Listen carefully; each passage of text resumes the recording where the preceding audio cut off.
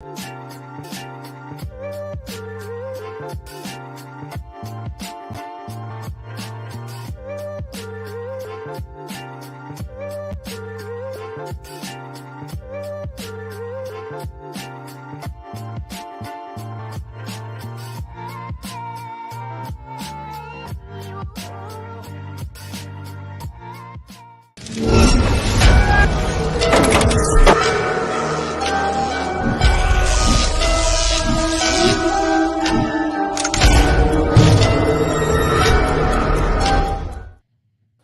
you know what time it is. We are live from the Static Planet. That means good morning, good afternoon, good evening, whatever it is for you, wherever you are in this great big universe. My name, of course, is Michael John of Michael John Paranormal Ghost Stories. I'm your co-ghost host, along with the man next to me, the man of the hour, the man of the power, too sweet to be sour. His name, of course, is Dale. High spirits, quickly together. We are the voice of the paranormal, the voice for the paranormal, Windsor, Ontario's own, the Paranormal Voice. And Dale, it has been a heck of a day between you and me with doing our regular, the jobs that we do, the work we do as human beings, you know, to put a roof over our head and food in our bellies and feed, you know, my lovely kitties and your lovely family and all that sort of stuff. It's been talk about catching it and hanging on and catching the tiger by the tail today to make this happen. We had to reschedule due to unforeseen circumstances. We've been fortunate enough that tonight's guests were cool enough to say, okay, let's reschedule. And they did it right away. We got it a couple nights later. So yay to all that happening, of course. I mean, you know what? Talk about the great paranormal escape. You go through all the chaos of the day. You go through all the chaos of life. But then you get time to come and talk about all things paranormal from A to Z. That's why we love going to the conventions, the MI Paracons, the Old Mill Parafest. I'm sorry, there's so many of them. I'm trying to think of one right now. Oh my God. Earlier, as I was riding home, I shouldn't admit this, I had my phone on. I was watching the Black Cat Lounge with good old Timothy Shaw, of course, our boy, and the one and only Dustin Perry. And they were talking about a few things. They were talking about the Hinsdale House as I was on my way home. I was more so listening to it, but of course I was sneaking a peek when I could. One eye on them, one eye on the road as we do it. But I mean, we got a few things going on up the road ourselves. We got guests every week. We're live on YouTube right now, live on Facebook right now, KGRA Digital, every Saturday night, 1 a.m. That's worldwide. Thanks to so many people that made that happen. The creeps, the freaks, the weirdos, the TPV Nation from day one to day now. We don't get to do what we do, and that's this right here, right now, without all of them, without great guests like we're going to have tonight. Dale, I've blabbed enough. Please take the reins. Slow me down for a minute, man. Oh, yeah. No, I mean, we are getting into exciting times. We are now just about a month away from our very first event of the year, which is obviously Photographs for Pooches. That'll be happening March 8th and 9th, I believe. March 8th and 9th, right up there in Ann Arbor, Michigan. Yeah. So, guys, if you want to come down to an amazing event, Pooches for Photographs, a fantastic event. Tim Malley really goes full out on this, and this year is no different. He's got lots of amazing speakers. 2 days worth. Come on down, Ann Arbor. Go to poochesforphotographs.com and get your tickets. Just want to say a few highs on the side here. We got our man Danny Lampron hanging in there. We got Sheila Richards. We have Chris and Bob. Hello, guys. And Ron Mexico.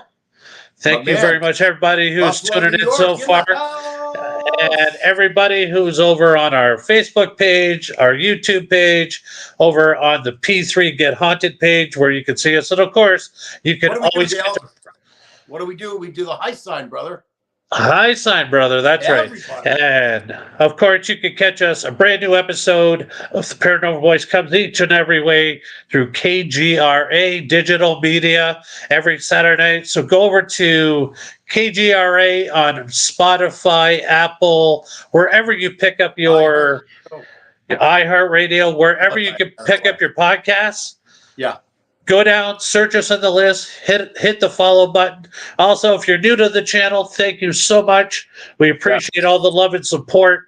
And also, at the same time, if you're watching us on YouTube, don't forget to get that subscribe button and hit the notification bell and know when we are going to go live next. But I want to get to these guests. I met this gentleman and this lovely lady just at the Mid-Michigan this past year. And I'll tell you, he was sitting right beside us. I felt sorry for the guy. He had to hear me talk all day. Oh, God. But what a trooper he was. But what an amazing guy. He had some very interesting artifacts on his table. And as I got to talk to him a little bit more, found out, wow, what an amazing, like what they do is so amazing. So let's get right to it. Yes. So Michael John, bring out our guests. So upon the time I had to research this lovely lady and gentleman, of course, these guys are the co-owners of ScreamCraft Studio. And we're getting into all this stuff, of course. An oddity shop, and I love the name in itself, an oddity shop called Voodoo's World of Oddtiques.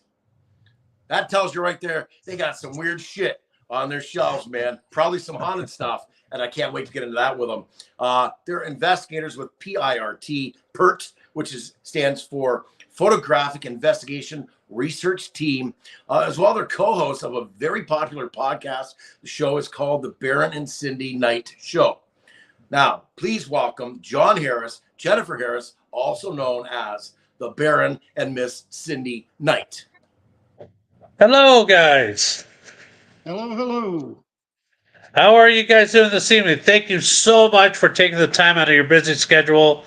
You guys are just as busy as we are over here, which is exciting. Busy is always good. It kind of tries to keep me out of trouble sometimes, not all the time. So just wanted to thank you guys for coming on. It's so great to see you guys again. Once again, like I said at the beginning, we did meet up at the Mid-Michigan Paracon this year, and a fantastic 2-day event. And actually, John was there and he was speaking and everything. I unfortunately did not get a chance to catch his speaking, but I'm sure it won't be the last event we'll be at together, because I sure look forward to seeing what you have to say. And so thank you once again. So we're going to kick this off and say, what got you guys into the paranormal? Well, basically, and hopefully you guys can hear us okay, our mic system was not compatible with the yard stream, so we had to make some really quick adjustments right when we went on live. But basically, I mean, we've always been into the whole horror, paranormal, cryptid type of stuff. But really what got it going for me as far as the paranormal was an experience I had about 15 years after my mother died. It was a very strong experience, and that just really got me really focused on trying to figure out what is on the other side, if anything. And that's amazing. Yeah. Sorry? Go ahead, brother. Go ahead.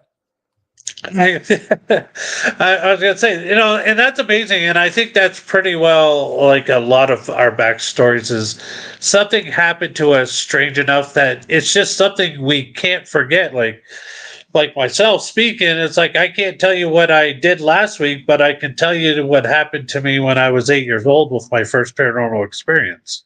Absolutely.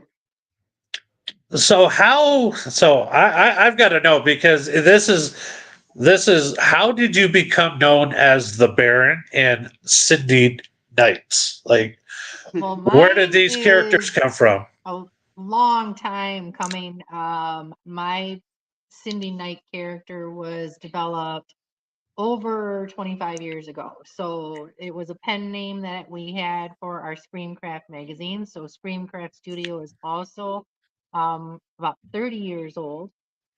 So Sindee Nyte's been around for a while. Yeah, she was the one of the columnists for the magazine that we developed, and then over the years we just developed her character more and more, and we've really toned it in and really honed in on the actual character for the Baron and Sindee Nyte Show. Now my persona, the Baron, really comes from the study of voodoo that I did for several, still do it to this day, but it was just Nice. a name that I used for the study of voodoo and practice of voodoo. And it just really worked with the Baron and Sindee Nyte. So that's how that came about. It was just Rolls off the tongue. It rolls off the tongue really nice. So, and you're And a I voodoo apologize priest. if there's some sounds in the background. We do have another event going on over here that should be ending Okay. soon. And No we are problem. having a little bit difficult hearing you because we don't have our normal speaker system that wasn't compatible. So if Not I'm a problem. doing this and leaning into the camera, it's because I'm trying to Yeah. hear you. That's okay. So now, Baron, you're a voodoo priest of traditional New Orleans voodoo. Is there a difference? There's various types of voodoo. So the label of traditional New Orleans voodoo, would that be like the top echelon? Or are they all on the same level? Excuse my ignorance. I'm very intrigued by this stuff. I'm a dabbler, so I know next to nothing about it. But of course, I'm so intrigued by it. Yeah, I can't hear like you at all. Yeah, Michael, we're not hearing you at all. Okay. So the question that he asked was you're a traditional voodoo priest, a New Orleans. And now is that like now where would that rank as far as like voodoo around the world would be considered? Like, like what level is it? Is it something that we would all be familiar with, or Yeah, somewhat. What I did was Yep. many years ago, I was trying to figure out what path I really wanted to follow. I was and still am an ordained minister, but I just felt Wow. like I was in a box and I couldn't do the things I wanted to do, or you were wrong. So I just started researching other religions, and when I came to voodoo, the traditional African and traditional Haitian voodoo wasn't really for me. It was not what I was necessarily looking for. But the traditional New Orleans voodoo, that really spoke to me because it does involve several things within Christianity, Catholicism, Native American. It just takes a lot of pieces of a lot of different religions. There's no right way or wrong way to do it. I can incorporate things that I want to incorporate into it that works for us. Yeah. So that's why I went that route with traditional New Orleans voodoo.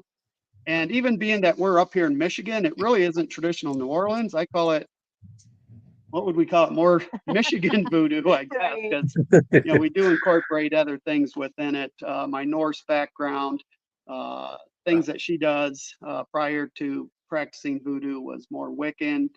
Well, no, traditionally I was Wiccan, but to have a united front, I switched to voodoo, and because a lot of the pagan practices can correlate with each other. Okay. And like he says, he practices the traditional New Orleans. I practice more voodoo shamanism. So as a united front, but we still kind of practice a little different. Yeah. so with how would one become a voodoo priest? Now, what kind of studies go along with working in that field? What happens when you become or are considered a voodoo priest? Once you've studied it for however many years that you feel comfortable with what you're knowing, it's when people start coming to you asking for help and you can help them, as well as the education piece. A lot of what I do with voodoo is to educate people on the misconceptions of voodoo. So teaching is a huge part of being a priest. So that's, I do speaking engagements on voodoo, misconceptions of voodoo, and even people that come into our shop or even the museum that right off the bat, they're kind of afraid of it because they don't know. And once I educate them and tell them what it really is, what it's really about, there's nothing evil about it. It's no different than any other religion, that every religion can have evil to it and a dark side to it. And voodoo's no different, but Catholicism, Protestant, any of those have, good and bad. Some good and bad to it. It's just how you practice, how you teach, and we're on the positive side of all of it. So essentially, that's what makes you a voodoo priest, I guess, is the education, teaching, and helping others is a big one where they're coming to you for help. Now, correct me if I'm wrong. But I mean, you say you're on the good side. A lot of voodoo is based on the Bible, like a lot of the saints and whatnot. Is that correct? Yeah. Dale, ask him. Could you repeat that again, Mike? Sorry. Yeah. A lot of voodoo is based around the Bible, and they pray to the saints of the Bible. Is that correct? Yes. Oh, okay. He heard you that type. Yeah, I heard part of that. The saints that, especially in traditional New Orleans voodoo, a lot of the saints that are used in the Bible, Michael, Peter, all of these saints are synchronized with voodoo Loa, which are the saints and the spirits and the angels, essentially, on the Christian Catholicism side of it. So they do synchronize, which is, again, why I really liked the voodoo route, because they did synchronize. I was very familiar with the angels, the saints. So it was a good transition. It was a fairly easy transition. Yeah, and as far as like the praying, it's a little bit different. It's more of like a ritual or revering those Loa. Yeah.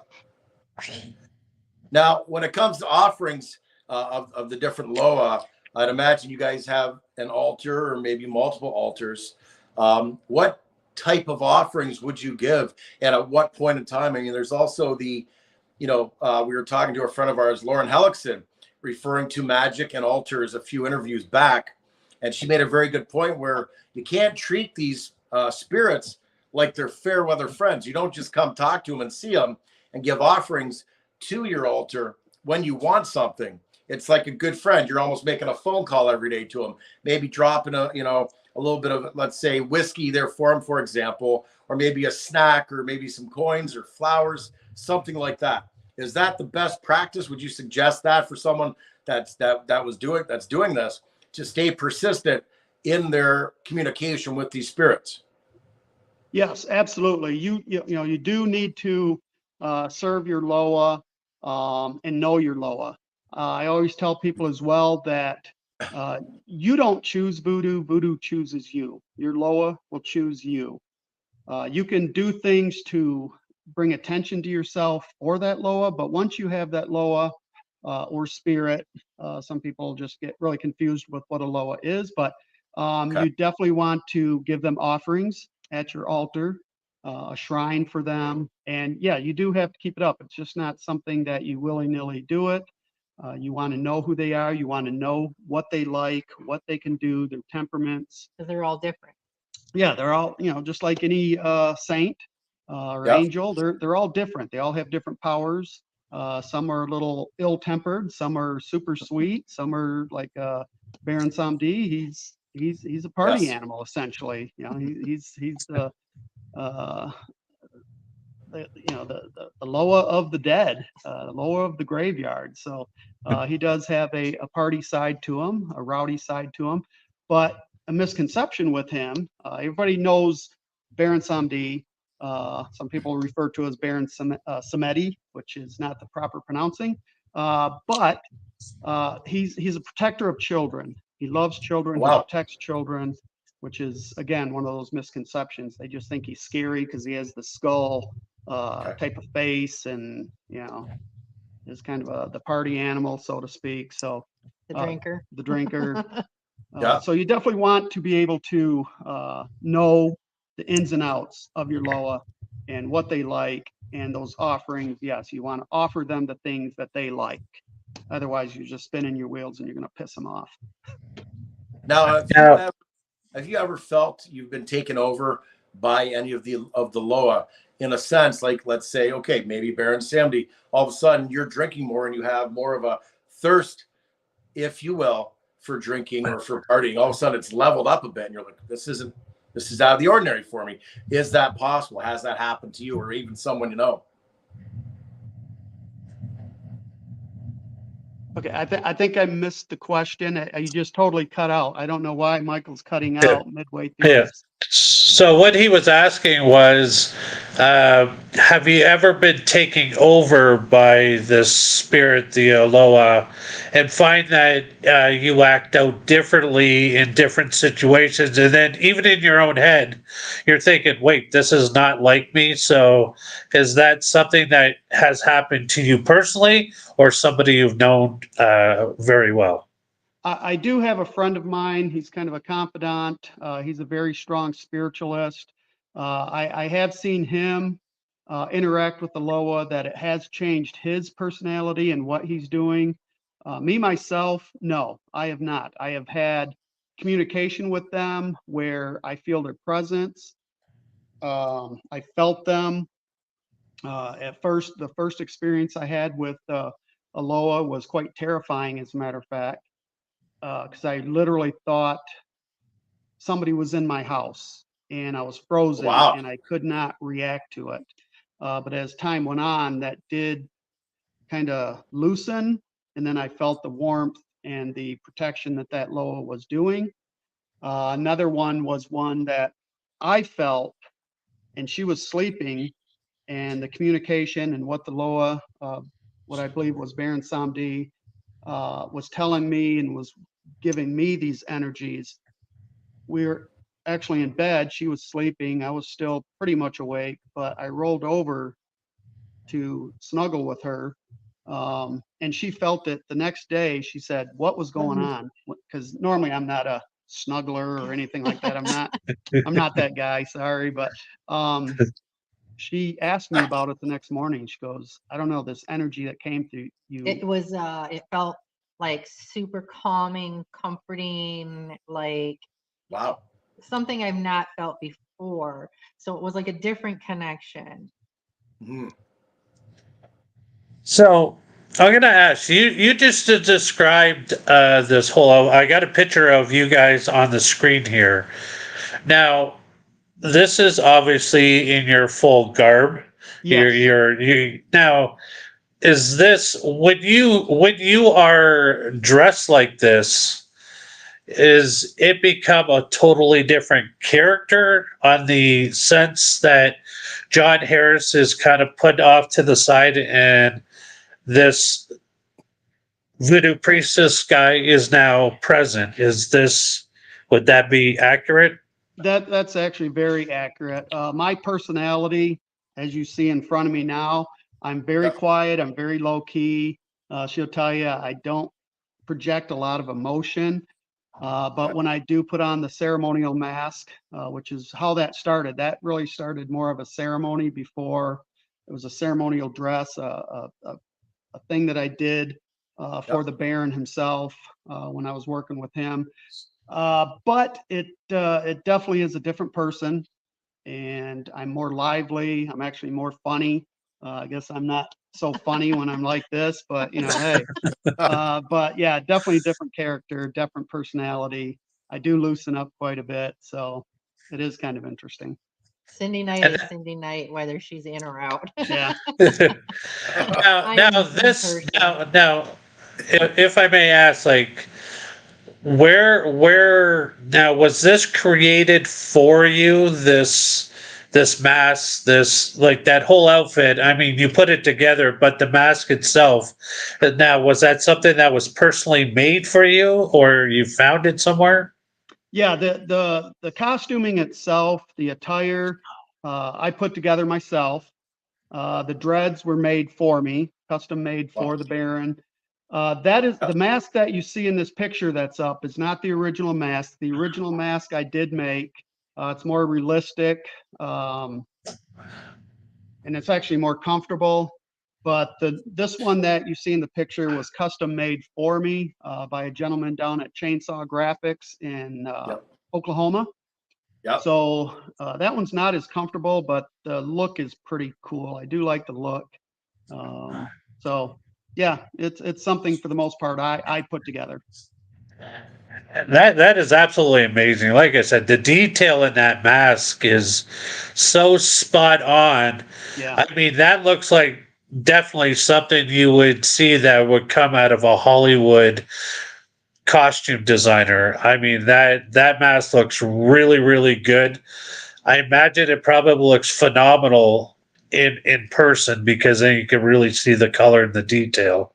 Yeah, I could never, I don't have that talent. Now, the original one did look pretty cool, you know, but it was nowhere, like you said, the detail and how it really sets off more dimensional. I don't have that talent. That's why I went to Chainsaw Graphics for that one. Now, was that a vision you had? Like maybe you had a dream? Where did you get the idea to create this? I mean, was this all, I mean, did maybe Sindee draw this up with you, or like how did you guys create these characters, these outfits? This embodiment of like an extension of you, I guess, is what this is, right? Yeah. Well, like I said, Sindee Nyte's been around forever, Yeah. 25, 30 years, and she's developed over the years. The Baron, not so much. That the Baron's only a few years, Yeah. 5 years old. Actually, the original Baron's probably 5 years old. And I did originally create him not for a talk show, an events guest or host or anything. He was literally a celebration during ritual that I would have put together Okay. and use. And then as time went on, I incorporated them into our talk show to get it more out there and have a character to be, with Yep. Sindee. So, yeah, he didn't originally be in the camera, what do you call it? I'm not going to say spotlight. Thank you. I was going to say celebrity, but I'm not a celebrity. So, He thinks he is though. So yeah, he definitely was a ceremonial figure before he was in the spotlight as a host or master of ceremonies or whatever. Okay. So I want to shift gears a little bit. I love talking about the voodoo stuff, because that is something that is always fascinated me as well. When you watch, especially when you watch a lot of documentaries on New Orleans. I mean, voodoo is a huge part of their culture down there. It's like voodoo down there. Voodoo shops down there seem to be like pizza joints here in North America. Well, where we live, anyways, there seems to be one all over the place. But I want to talk about your ScreamCraft Studio. How did this come to be? And I mean, it's so and under this umbrella, you guys got so much packed into this company. Could you talk a little bit about that? Yeah, ScreamCraft, before her and I even met, I started ScreamCraft as a pen name. I was writing screenplays, and instead of using my name, I wanted something different for it. So I came up with ScreamCraft Films at the time, and that developed into ScreamCraft Studio. Shortly after that, once I met her, it really took off when her and I got together, because our minds together can do crazy stuff. But so in the early 90s, it developed as ScreamCraft Films as a screenwriting medium. Then shortly, well, pretty much right when I met her and we got together, it became ScreamCraft Productions, ScreamCraft Films, or I'm sorry, ScreamCraft Studio. That's when we started we built haunted attractions, I built props. And then the big thing was the photography studio, ScreamCraft Studio Photography we had a huge studio. We were like dark art photography, out of this world, cool stuff. And the neat thing about it, we didn't do Photoshop. We built our own sets, like back behind us. We didn't use green screen. We didn't use Photoshop. I built the sets. I did the real lighting and know how to use a camera properly. And that's how we did our photography. And we still do it that way to this day. Then it did develop into the magazine for a short period. And then we just used it as the umbrella for all these other things. Oddities, the Oddity Shop, museum, character representation, marketing, events and promotions. So a lot of stuff. Some paranormal investigations, we used to do those years back as well. We're slowly getting into that again. I kind of am the pusher, because mine runs like in a million directions, so I have to funnel him in, and and I try to get involved. So like when he's saying with the photography, it was like, okay, I can do hair and makeup. Let's do that. Let's start there. So he's like bouncing off the walls, and I'm like, okay, I'm gonna put you in a playpen. Let's stop for a second.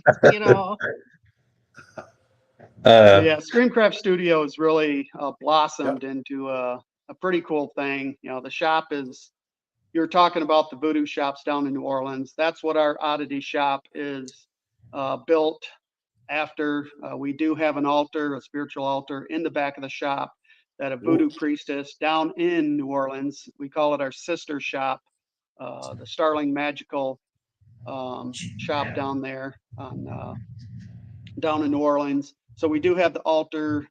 We have metaphysical stuff in there, and then of course all the crazy oddities and curiosity stuff. And you have stuff like, you have, of course, relics. You got taxidermy skulls, medical specimens, metaphysical, one of a kind. You got your handcrafted items. I'm looking on your website. I mean, you have fairies, like fairies encased. We're gonna talk. I want to talk about that. Haunted dolls. You have bugs inside of frames. Beulah the doll, art from local artists, of course, that's great. You're supporting local talent. I love that. We're all about that as well here in Windsor. So now, fairies. Tell me about this picture of this fairy you have. Of the what? Fairies. The fairies? Yeah. Those things, a friend of ours makes those. Okay. They're pretty crazy. He's very realistic. He also does other gaffs.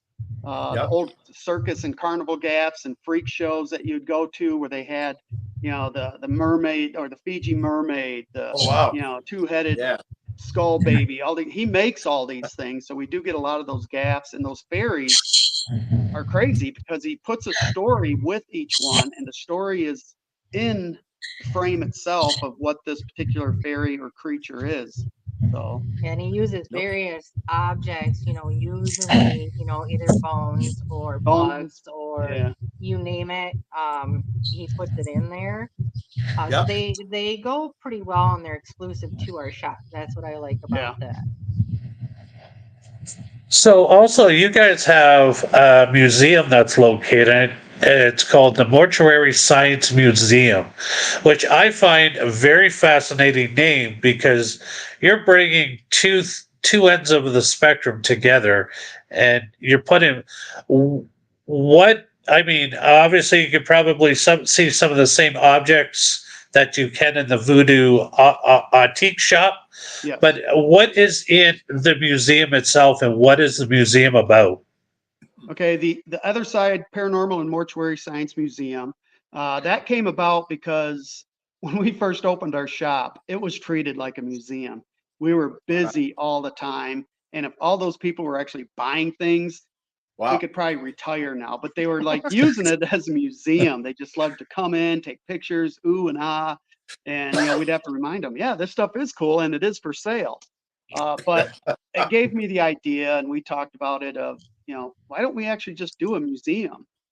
And then so we took those two things. The funeral stuff is more my thing. She's not really that much into the funeral stuff, but the paranormal, the dolls, all that stuff, she's obviously very much into that. So we created the museum, and it is just that. Some people think because the outside of it is kind of spooky looking that it's a haunted attraction, but it is truly a museum. It is a guided tour museum. So every item in there has a story, and we're here to tell that story. We tell the story of each of the items in there. Fantastic. And on the paranormal side, we don't just take items from people and say, oh, it's haunted, here you go, come in, check it out, here's the story. We actually have a handful of paranormal investigators that come in and will do investigations, and lately it's been crazy with some of the things that they've captured. We have the new one coming out here soon with a new crew that came out. But as far as the death side that he's talking about, I am more with the post-mortem pictures. I'm kind of creepy that way. Yeah, I'm kind of creepy that way. That's creepy. Absolutely. Yeah. So the funeral side of it, you know, again, it's Yeah. all equipment and items that have come from funeral homes over the past 100 years or more. There's a My lot God. of antique mortuary funeral home equipment in there, and we show how it's used. Yeah. Eventually, we're going to start doing demonstrations of the embalming process because we do have working Whoa. items in there. So it's a pretty cool interactive experience for sure. Definitely sounds like it. Now, anybody like listening now, listening later on to the replay and listening on KGRA on the weekend to this, and they're like, oh my God, I gotta go to this place. I want to see this. I want to experience what they're talking about. How do they get there? What are your hours?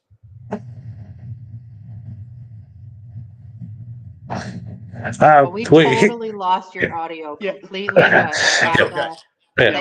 he was asking that for anybody who is watching the show now, later, down like later on KGRA, if they wanted to come and visit your guys' shop and experience what you guys are talking about, where is it located? What are the hours?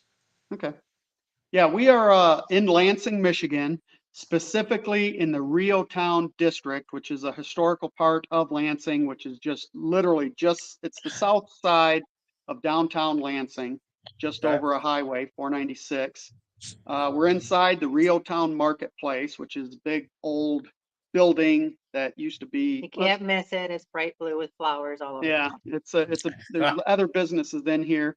The hours are Thursday through Saturday from 11 to 5, and it's $5 admission. Takes about 30 to 40 minutes to go through it. Wow. It would be longer going through it. I talk a lot in there because I got so much to say and I just really get into it, but she yells at me and she starts saying bad things to me, so I got to make it fast. I do now.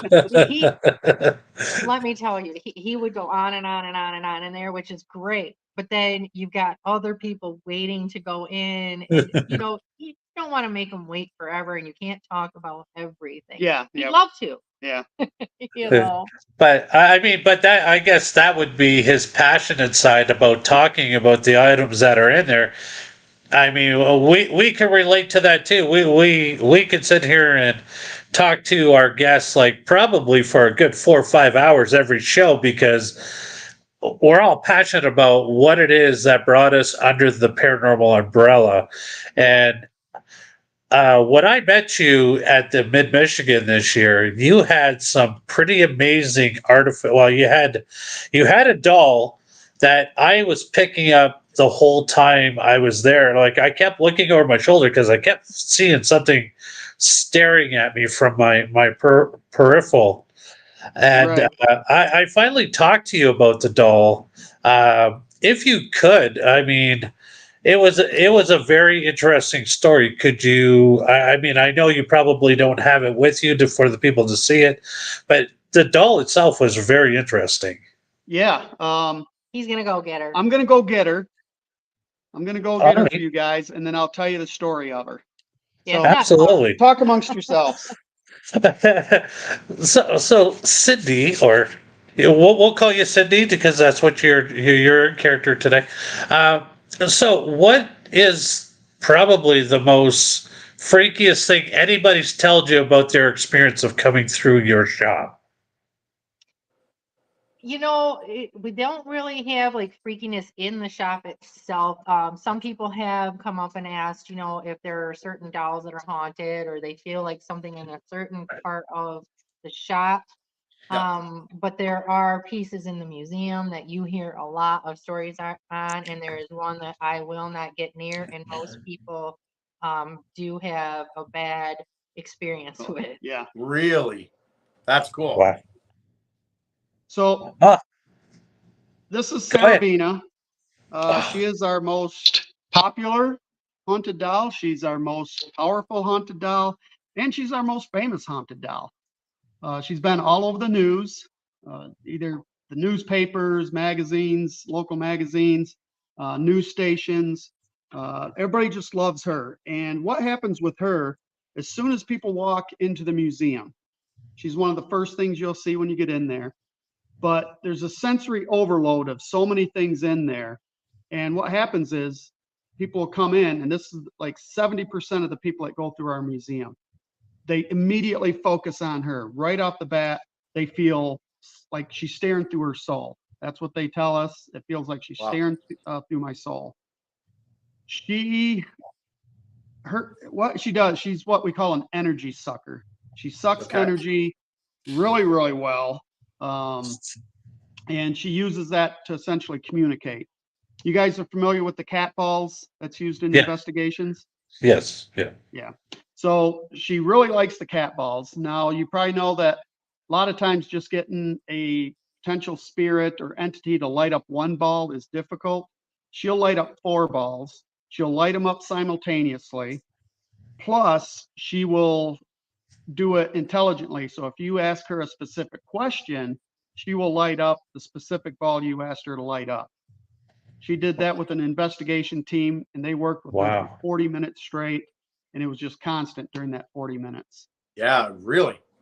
Wow, that's amazing. I mean, I don't know if you remember seeing them, but I think they were like just a couple of tables away from us at the Mid-Michigan Travelers Moon Paranormal, Chris and Kelly.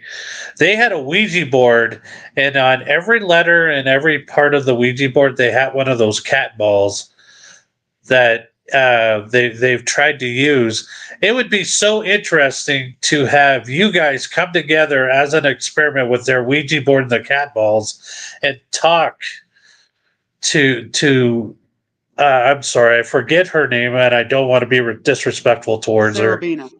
Sarah Bina. But yeah, no, I mean, that would be a very interesting communication as well as to see what would come out of it. Now, how did you guys come in to possession of Sarah Bina? Not how you would think. Right. She did not come from a paranormal background. She Okay. didn't come from an investigation and was pulled out of a home because they couldn't handle it. We literally found her at a yard sale. It was actually a farm sale. It was like a farm that they did a haunted attraction on their farm. And they were moving down south. They were selling all these props, and we bought her and several other props. Oh, we loaded the truck. Yeah, we loaded the truck with stuff, and she was one of them.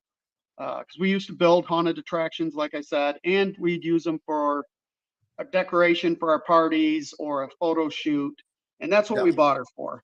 And we used her that way for years until it was time to retire her. And we just couldn't get rid of her. We were like attached to her. We kind of felt something special with her, even though neither one of us are sensitives. So we brought her into the shop, actually, is just a display, just a store display, not for sale type of thing. And from day one, with her being in there, people were having experiences. They were coming up to us every day. What is going on with that doll? I feel like she's staring through my soul, or I just feel this energy from her. And it just blossomed from there. She just got stronger and stronger the more and more people that were coming in to see her. I think my favorite story with her is the little girl that came in. And she was Bella. That was That's Bella. who Bella. Yeah. But same scenario. Bella's usually her Sister. Yeah, the one that keeps her calm. But an autistic child had come in and was very, very drawn to Bella, and like brought her dad back several times to go through the museum just to see her. So it does do a great impact on even kids. It's amazing. Kids love Sarah Bina and Bella. Bella especially, kids really are attracted to her. She does. How she works with kids and makes them feel. They're not afraid when they go in the museum. They're not afraid of her. Wow. So it's quite remarkable. That's Out of curiosity, has anybody ever that's got that, there's all these people that have gone through your museum, saw all of the oddities and of course the haunted objects as well. Has anybody ever said, hey, something followed me home? Hey, I had a dream and this happened and it was this? We get that question a lot, and I tell them no, not likely, for a couple reasons. The items that we have in the museum that we're, very sure that have a spirit in them, they're where they want to be. Like Sarabina, she's where she wants to be. Bella is where she wants to be, and some of the other items. If not, they're encased. Yeah, they're encased. But now the museum or the mirror is another thing. The mirror has what we believe a demon inside of it, at least something very, very nasty, and it's trapped in it. And there's a whole story behind that. But we do tell people when they leave the museum, just before you step out, turn around and adamantly tell, the spirits, you cannot follow me home. You've got to stay here. And then they could also go into the shop to the spiritual altar and do a prayer, a blessing. They could light Use sage, smudge sticks. Yeah. So there's protections that they can do to make sure nothing follows them home. And since he said it, that the mirror is the one thing that I cannot get near. What is the origin of the mirror? What's that? What's the origin of the mirror? What's the background of that? Oh, Did you guys hire it? Well, it is a long story, but I will tell you, it came out of a home that a gentleman that lived in the home by himself was claiming that he was being assaulted in a very specific way in his bedroom. And so a team went in, thorough investigation, a long investigation, medium, psychics, all the stuff. Well, they ended up believing that the mirror was a portal to something that was outside. Was also told to remove it from the home and not break it. Yeah, which they broke the mirror. So we have the only surviving piece. That's why they believe it's trapped in the mirror, because it was broken. Okay. And it's in our museum, and 90% of the people that go through there, and like I said, since May of this past year, we've had over 1,000 people go through here, and good 90% of them are having some form of experience, whether it's very, very bad, where they're touched and they run out screaming, or seeing different things in the mirror, or sensing different things, seeing shadow figures in the mirror, distortions on their face, nauseousness, back pain, headaches, all this stuff. So it's pretty powerful and nasty. Chest pressure, you name it. Yeah. Wow, I agree with you, Cindy. I would not go anywhere near that mirror. I know we did an episode way back in the day, because two good friends of ours actually own a mirror, and I could not even, we did an interview, and I don't know what it was, but it really did something to me, to a point where I ended up leaving rightly after the interview was over, because I was sick to my stomach of whatever this mirror. And I know they weren't negative people at all. I know them very well. But I mean, there's just some objects that I cannot go around, because I pick up certain types of energies off of them, and it's just the rest of me going, no, avoid that situation. Yeah, we have we just got in possession of from the original investigators that pulled it out. Before they pulled it out and broke it, they did an EVP session in front of the mirror, and what they got back is absolutely terrifying. It's long. It's just not a quick blip. I mean, it goes on, and it is actually terrifying, and it'll send goosebumps up your arms for sure, if nothing else. And we do play that for people when they go through the museum. And once I talk to them about the backstory of the museum, we play that for them, and it's eerie. It's very eerie. It's messed up. Yeah, no, we just had a comment on the side here from Sam's Pretty Paranormal. It says, it's crazy that ever since you spoke that about the mirror, the sharp pain over my right eye, it traveled in a triangle sensation down my face. Not saying it's because of that, just noting that it just happened at the same time you were telling this story. Yeah. Now that's fascinating. That's funny, because that is one of the things that mirror does to me. Whatever way I'm facing towards that mirror, and mind you, this is when it's covered, I will get a slight headache on the side or even the back, depending on which way I'm facing. Wow. So, and that's behind it. You know, when I first saw it, I couldn't breathe. Oh, yeah, I brought that thing. She wasn't here when the investigators brought the mirror to us. So when she got here, I told her, you know, Ben and Beth, they're from Ghost Contact Paranormal. They're the ones that investigated it. They Yeah. framed it up for us, brought it to the shop as a gift, essentially, just as a piece to hang in the shop, as a, what do you call it? Like just a decoration, we'll call it. Right. Yeah. And I always get excited when I get gifts. Yeah. So I told her, I said, Ben and Beth brought us a gift. She's like excited. I put it in front of her. No backstory to it. She immediately goes pale and she starts getting a little bit nauseous. But she said, like she was saying, the pressure on her chest was unbelievable. She could not breathe and it wasn't going away. I had to literally grab that thing, run it into the museum, stick it on the wall and cover it up. And to this day, she won't go in front of that mirror. Oh, Wow. Nuts. That would be the freakiest thing I've ever heard as far as that object. But yeah, I mean, I've heard similar stories about Right. how powerful. I mean, the story goes for a long time. I mean, people always say you never put two mirrors facing each other because Right. it'll create a portal in your world. But Michael John over there, he has it in his house, so On he's purpose. Yeah. I on don't see any purpose. So good. mirrors in his background there. uh, that's just one section of the house, but yeah, no. So I just want to get your guys' thought because of this negative energy that is trapped inside this mirror. Because I don't believe in demonic things. I just think things have very bad energies to them. Which, you know what? There's people walking this earth that has bad energy attached to them as well. And unfortunately, I can't avoid them either. Kind But of the way what, she feels. She's that same thing. It's more of a bad energy than an actual demon for her. yeah. So, could I get your guys' take real quick on portals?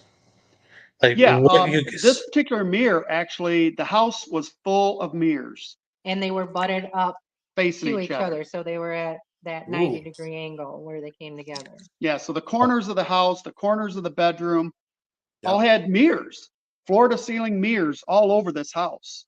And this Okay. particular one literally was at the foot of his bed, facing his bed, and that's where he was having these claims of being attacked and assaulted by whatever was in there. So, Wow. yeah, portals for me, what I believe in them, I'm just not sure. I mean, it's one of those things we're still trying to figure out. What do I believe about them? Do I believe that things can pass through them? A little, yeah, because I see weird things going on with this one. So that's why we keep investigating. Yeah. And like I said, my beliefs are like really not the norm. Because like he always says, we're skeptics at heart, obviously. Yeah. But I always say, like, everybody says the eyes are the window to the soul. So if you're looking into a mirror, what does that show you? So to me, I feel like there's a sense there, but I don't know if I feel like demons are trapped in there, Right. but it can energy is what I feel. And like she said, we are both skeptics, but Yep. that doesn't mean we're those skeptics that are all over online that is just crashing everything, every piece of evidence, debunking everything. We do believe we have to thoroughly investigate it. We have to have good evidence to believe what we're seeing or feeling or hearing. So we do need good evidence to back it up. Well, and it's also that same thing is with like most anybody, when even they're watching shows, it's you kind of have to experience it yourself before you believe it. Yeah. So there's certain things that I've experienced that, again, I won't say is a spirit because I've never seen like an apparition that would like say that's an actual person. That's a spirit of a person. I don't know. You saw one in the back construction room. We've got a room, a big area in the back where we build things and store stuff. And we're back there working last week. Just her and I were in the building.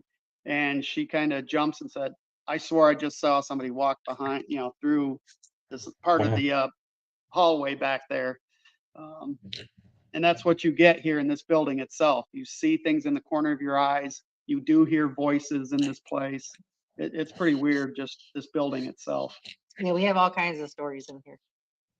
So I'm gonna ask real quick from you guys. Besides the paranormal, I want to get your guys' takes on cryptids.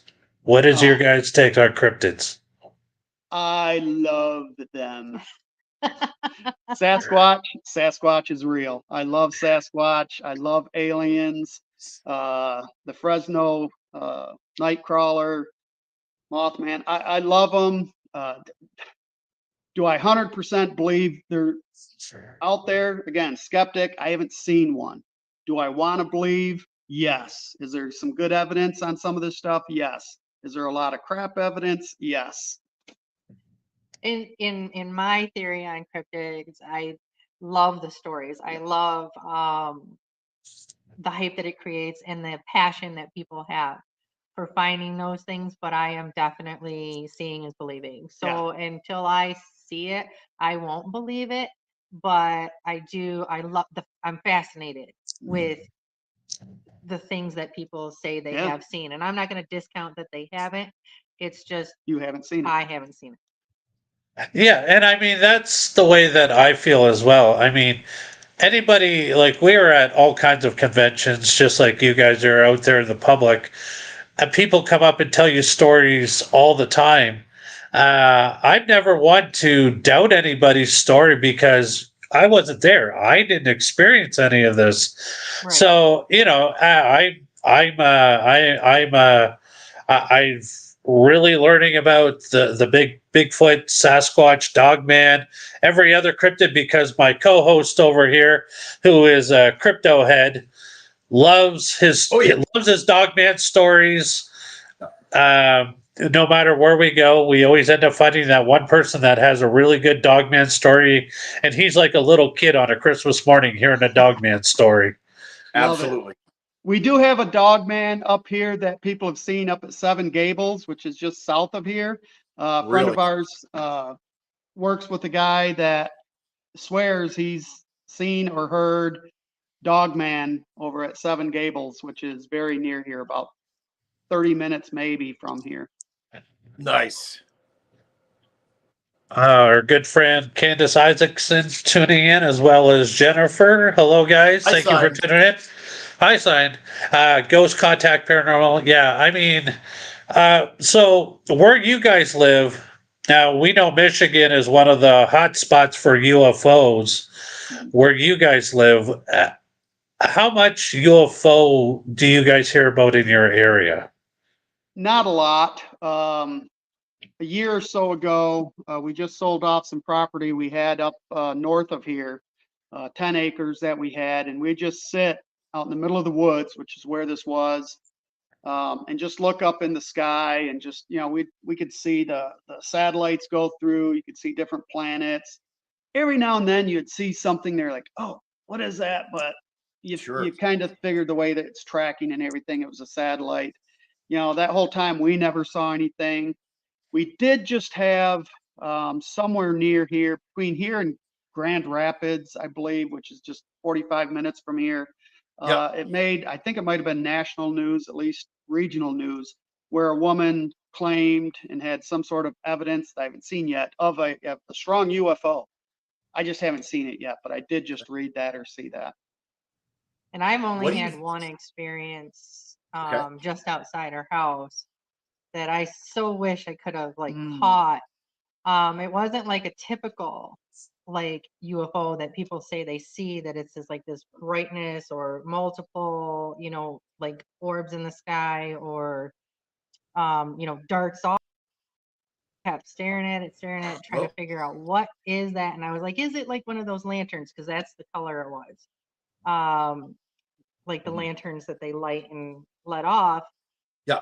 But the way it was moving, it wasn't going like down like it had went up and was coming down. It was like going really slow this way, then it kind of would go up. And I mean, it could have still been just because, but just the way, and it would hover as well. Right. So I mean, what was it? I don't know. Could it have been a lantern that I was seeing in the wind doing weird? I don't know. I tried to get That's- him, by then it was gone. Yeah. I mean, that's always possible because, yeah, I mean, the characteristics, if it doesn't look like something that would behave like an airplane or a satellite, or I know there's lots of people also use a lot of drones nowadays with night vision cameras. So, I mean, yeah, it's hard to say. And I mean, I know no matter where I go, especially I find this when I'm out in an open area and there's a lot of like blue skies or good night skies, I always look up and just say, hey, if there's anything gonna present itself to me, this would be a perfect time right about now. And I've yet to capture like anything that I personally can't explain. But yeah, it's always, but there's that one few times that you're like, wow, I wonder if it is, but I don't know. But yeah, no, that's amazing that you even caught a glimpse of something, but Yeah, there's not been know things what like it is. that. You know, I've seen things dart across the sky at night that, you know, I questioned. You know, I was like, what is that? Yeah. You know, not gonna say it was a UFO, or I could say it's a UFO because I didn't know what it was. Yeah. But no, not that good evidence that you could present to people to say, look, it's a UFO. Unfortunately, Sure. I haven't had that experience. I really hope to someday. I love aliens. This side of the our area over here of the studio is full of aliens. I collect aliens, so I love aliens. Nice. He's Nice. obsessed. What are your thoughts? What are your thoughts on the correlation, if you will? There's so many theories out there. You know what I mean? None of them are wrong. None of us have university degrees in any of this, so we can all have an opinion, of course, and no one's wrong. So one of the theories is you see a UFO, all of a sudden you start seeing perhaps orange, and I'll get to the point of the color, orange beach ball size orbs in the forest area around them.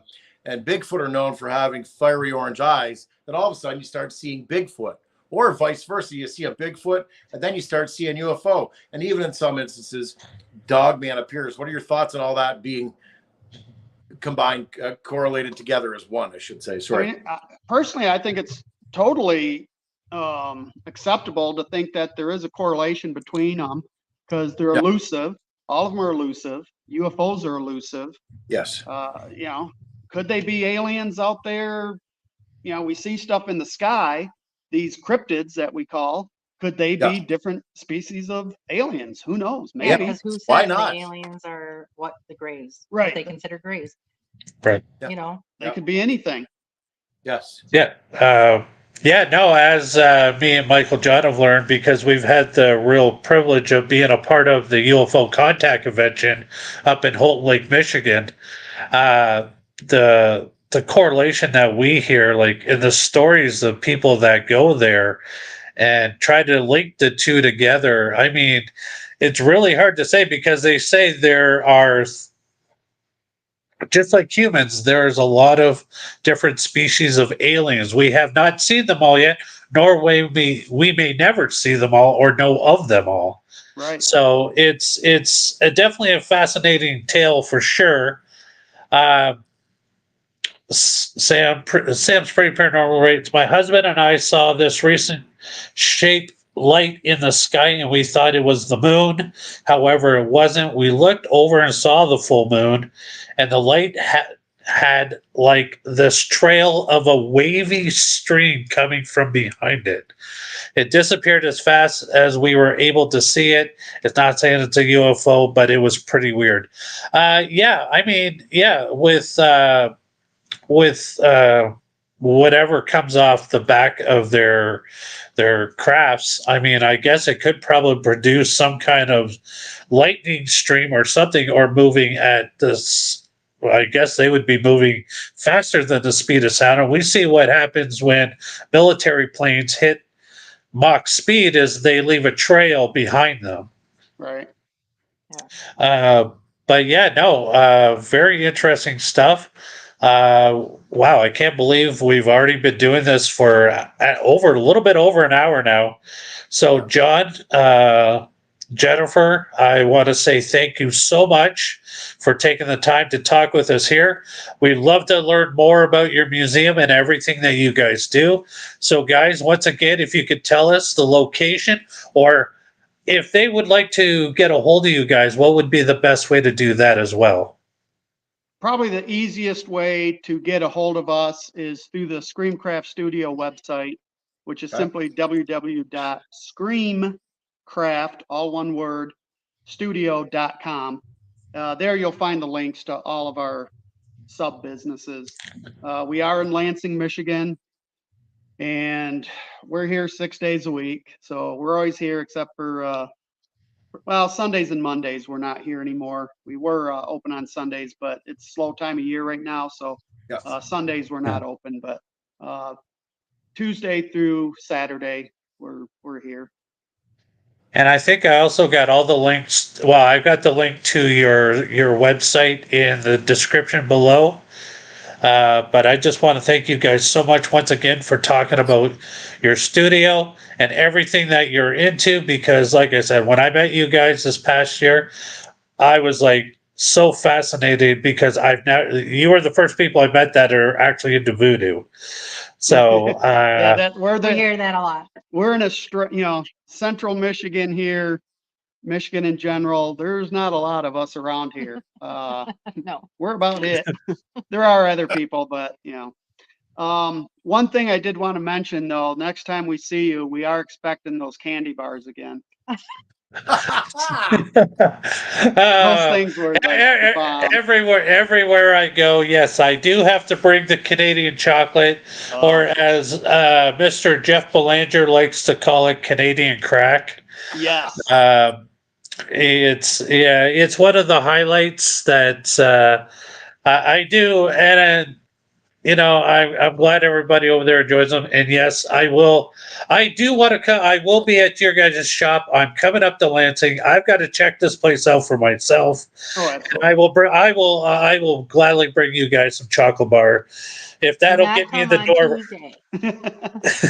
Because that's when I'm not here. Okay, so come on Tuesday. Me and John will eat all the chocolate bars. Yes. We'll save her a half of one. Fine. Feel like that. More than fair. No, but thank you so much, guys. Just hang tight. We are just going to say our goodbyes to our fans, and we will be right back with you. But thank you so much. All right. Thank you. Take care, guys. And thank you so much again to our guests, John and Jenifer Harris, the Baron and Miss Sindee Nyte. You can find everything A to Z about them at www.screamcraftstudio.com. I want to say thank you so much to everyone, the creeps, the freaks, and weirdos that make up the TPV Nation, the day one to day now. Everybody, because of you, we get to do what we're doing right here, right now. We will see you all on the other side. But in the meantime and in between time, happy hauntings. Happy hauntings.